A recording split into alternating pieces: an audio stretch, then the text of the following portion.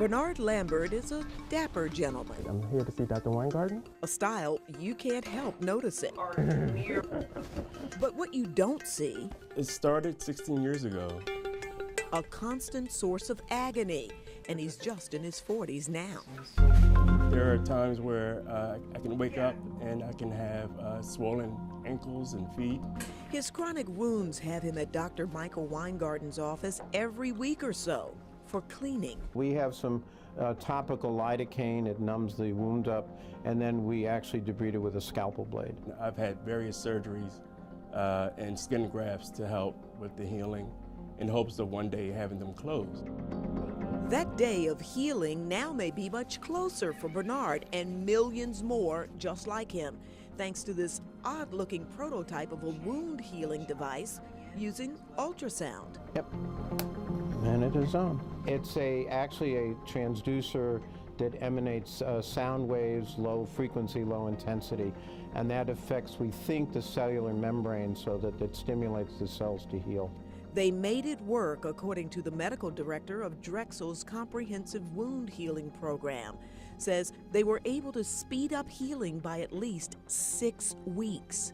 That's 6 weeks less of pain and dressings and missing time from work. Enough to convince the National Institutes of Health to award the Drexel team $3 million to test out the ultrasound therapy on 120 patients over 5 years. We do this for 15 minutes, and then this is removed, and then we do our standard of care. What's that feel like? You don't feel anything as far as it's not painful. So it's just the feeling of hopefully healing. With the funding now, we are going to build a better device than we did in the pilot study. The ultimate goal is to actually build this into a compression stock so the patient will actually wear it and get active therapy at home. We're going to be looking at patients with venous ulcers. We're going to be looking at diabetics. They have to have good circulation, no overwhelming infection. So February we'll start enrolling our patients. So we're not only looking at the healing of the chronic wounds, but we are looking at how people manage their chronic wounds. Bernard has never given up hope, and he certainly wants to be selected for this study. He's very typical of our patients. He's young, he's very active, he's had these wounds for years. It's been 16 years. I'm looking forward to a regular life.